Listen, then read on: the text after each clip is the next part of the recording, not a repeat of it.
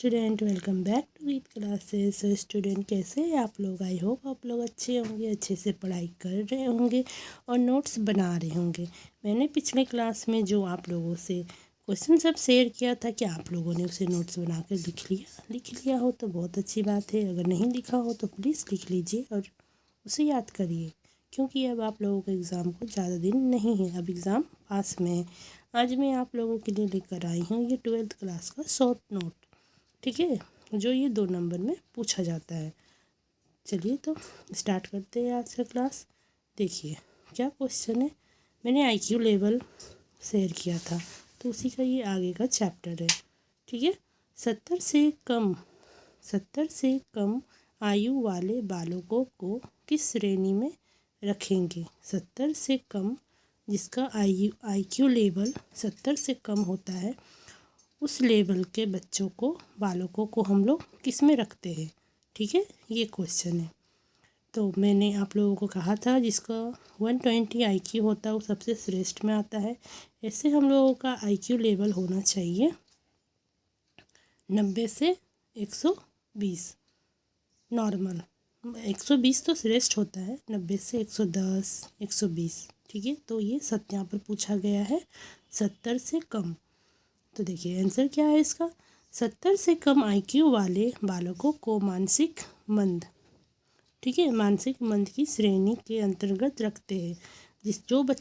जो बालक का 70 से कम आईक्यू होता है उसको मानसिक मंद में रखते हैं, क्योंकि वो मानसिक मंद मतलब जिसको मन बुद्धि बोलते हैं, जिसका दिमाग नहीं होता है, ठीक है, उस श्रेणी में रखते हैं।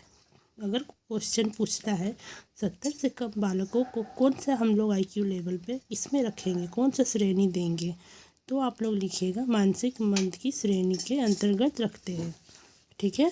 क्लियर है? मैं और एक बार आप लोगों को पढ़ के बता दे रही हूँ। 70 से कम आईक्यू वाले बालकों को मानसिक मंद की श्रेणी के अंतर्गत रखते हैं। क्लियर है? अब देखिए, अब सेकंड क्वेश्चन क्या है।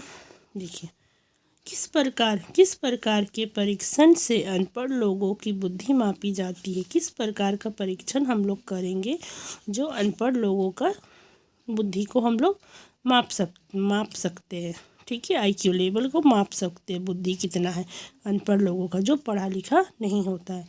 तो उसका आंसर है अनपढ़ लोगों की बुद्धि अवाचिक या निष्पादन परीक्षण के माध्यम से मापी जाती है। किसे मापा जाता है? अनपढ़ लोगों की बुद्धि अवाचिक या निष्पादन श्रेणी के माध्यम से मापी जाती है, ठीक है। क्लियर है? क्लियर हो ही गया होगा। आप लोग अच्छे से समझिए। नोट्स में साइकोलॉजी बहुत इजी होता है, आप लोग इसको अच्छे से पढ़िएगा, अच्छे से समझिएगा तो खुद से आंसर लिख सकते हैं, उतना हार्ड नहीं होता है। देखिए, अब तीसरा क्वेश्चन है, सृजनात्मक बुद्धि क्या है? सृजनात्मक मतलब क्रिएटिव इंटेलिजेंट, ठीक है। क्रिएटिव मतलब जो उसका दिमाग में कुछ ना कुछ आते रहता है, क्रिएट करने का, बनाने का, नया नया सोच। जैसे बहुत सारे लोग होते हैं ना जिसका मन में नया नया सोच चलते रहता है, क्या करे क्या नहीं करे, क्या बनाए क्या नहीं बनाए, होता है ना, उसी को बोलते हैं सृजनात्मक बुद्धि क्या है। बहुत लोगों के पास होता है ऐसा। तो इसका आंसर है सृजनात्मक बुद्धि का कुछ नवीन विचार करने की योग्यता तथा नया आविष्कार करने की योग्यता से है। मैंने बताया ना, नवीन विचार, नया नया सोच और नया आविष्कार करने की योग्यता से है। तो सिंपल है, आप लोग ये नोट्स बना लीजिएगा, लिख लीजिएगा। समझ में नहीं आया हो तो कमेंट में बोलिएगा, मैम मुझे समझ में नहीं आया, तो मैं फिर से समझा दूँगी, ठीक है। मैं मिलती हूँ नेक्स्ट क्लास में। Please like share and subscribe my channel. Bye. और दोस्तों के साथ शेयर भी कर दीजिएगा।